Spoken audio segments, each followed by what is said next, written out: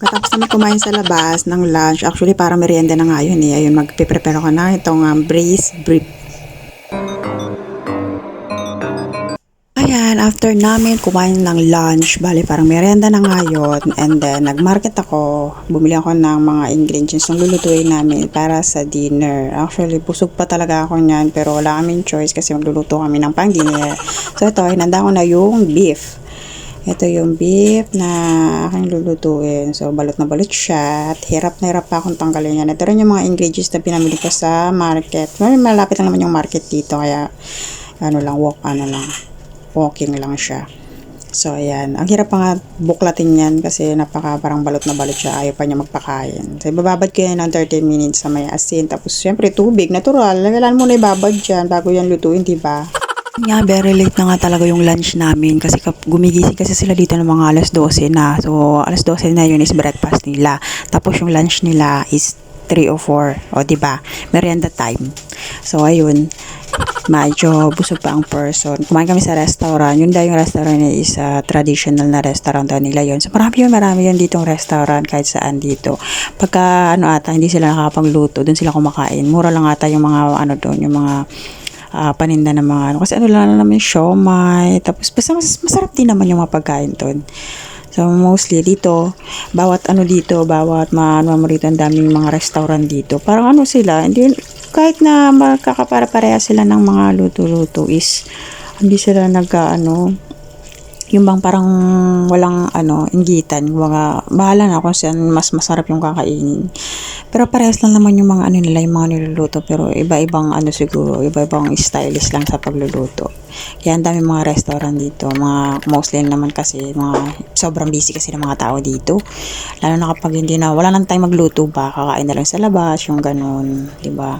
So yan, nakabili na ako ng mga ingredients na yan. Yan yung ingredients na ihahalo ko doon sa beef na lulutuin ko.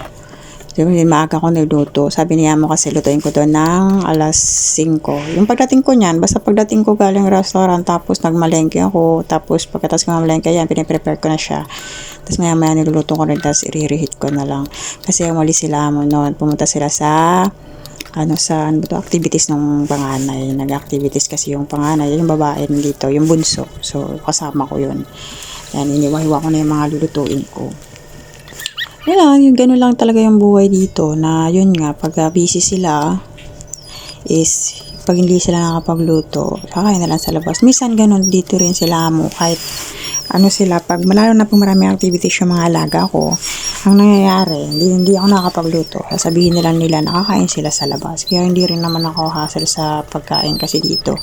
Kasi pag wala na talagang time, minsan pag napakupad pa nitong mga alaga ko, ayun, hindi na sila pinapakain. Napaka-stricto talaga ng amo ko pagdating sa mga bata.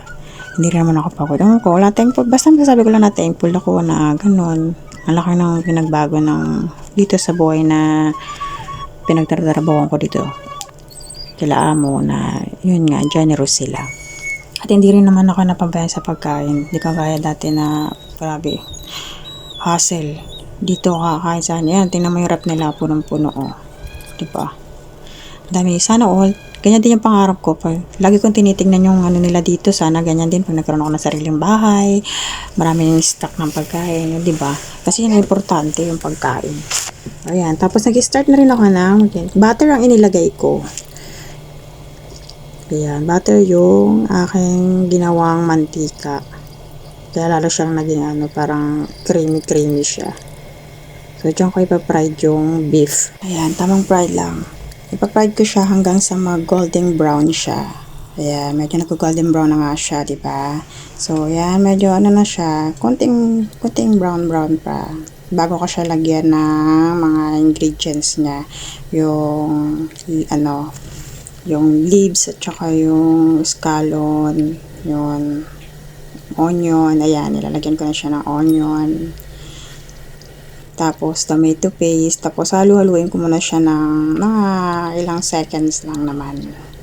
Hanggang sa mag-mix lang yung tomato paste dun sa karne. And then, pagkatapos niyan, lalagyan ko siya ng ayan yung wine. rice wine. Yan yung mga ano nila dito. Yan mga special ano nila. Yan pala yung sikreto, no? Charis. Tapos, lagyan pa ng ano, ng soy sauce. Ayan, lagyan ko ng soy sauce, di ba? Tapos, lalagyan pa yan siya ng, parang ano, sa atin is patis. Iba sa kanila ito kasi Thailand style yan. Thailand brand yan siya. Yan yung binili ni Amo. So, kunti lang nilagay ko kasi masyadong maalat dyan. Tapos is white pepper. So, ano, tas yan, ketchup na lang. Wala tayong ano eh, yung tomato sauce. So, pwede naman daw yung ketchup. So, yun yung nilagay ko. And then, sinumot ko na lang din yan kasi yan yung last. Tapos, lagyan ko ng tomato. Lilit nga lang lagayan ko, no? Pero, okay lang yan. Carry lang kasi ano naman siya, nag-absorb naman siya kahit papano. Ayan, tapos kinover ko na. So, pinaboiling ko siya ng 30 minutes. Papakulan siya ng 30 minutes. O, diba? Ito na siya. Ready na siya. Ready to serve na siya. Sabi nga ni Amo, masarap daw eh. Yan. O, diba? Tapos yan, nag-stir fried lang ako ng pachay at saka yung cabbage. Tapos, steam egg. Yan yung aming dinner. So, nilagyan ng toyo. Yung steam egg na yun is ano lang, egg. Tapos, tubig. Ganyan. Sa ibabaw niya. So, ayan. Charan! Ito yung aming dinner. She got the devil in her